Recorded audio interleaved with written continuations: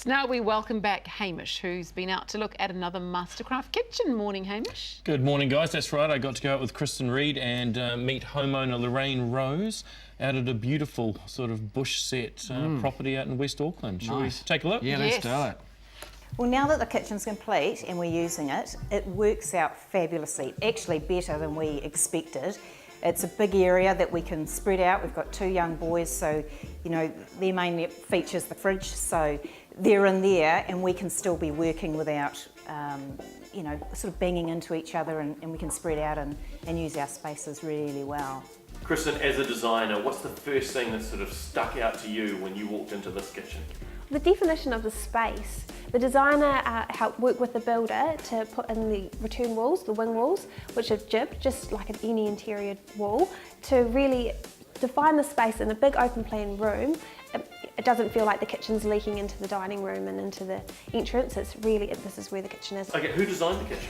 Warren Billett of Mastercraft Kitchens, New Lynn. Warren sat with us and we told him what we liked, but we said we're not kitchen designers, we don't know what to do.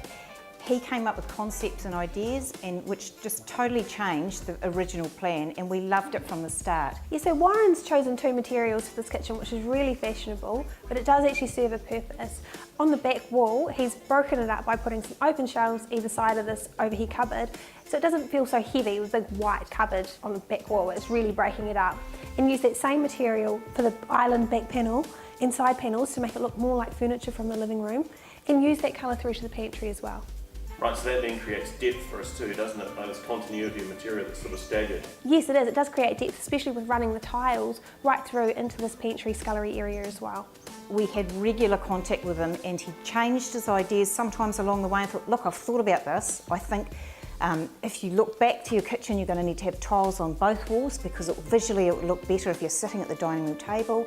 When you're coming in from the front door, you've got an island here, you want that to look part of the furniture rather than a kitchen piece. He got us to move walls, and just continually we went through ideas, and he put his ideas forward, and you know, we could change it. There was no problem at all, but I have to say we didn't change many.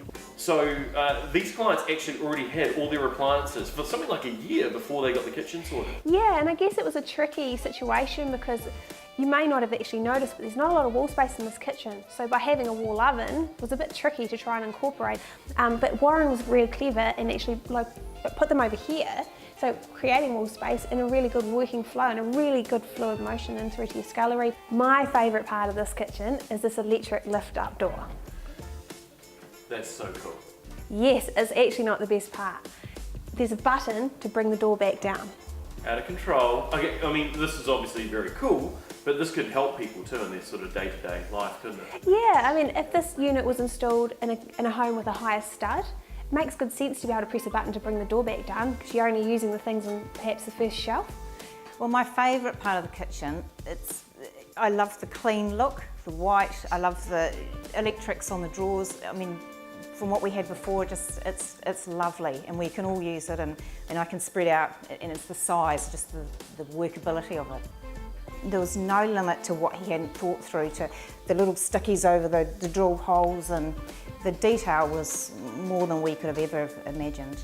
This kitchen costs between $40,000 to $45,000, so you could really achieve this look at a lower price point. So just going for your ordinary drawers, even just push to open, or drawers with a handle, will cut the cost down considerably. Plus, replacing the acrylic doors, which we love, but swapping that out for melamine, it'll be a lot more cost effective, so you can really get this look, but without that big price tag. Yeah. Nice that you wore the same shirt, Hamish. Yeah. No, I only have one. No. No, but you looked as smart as that kitchen. That was beautiful, wasn't it? It was a lovely kitchen, and what was most interesting was how much the people loved their new kitchen and how they got everything they wanted out of it. No, that's cool. That's exactly what you want too. Yeah, brilliant. Thank you very much, Hamish. Great to see you.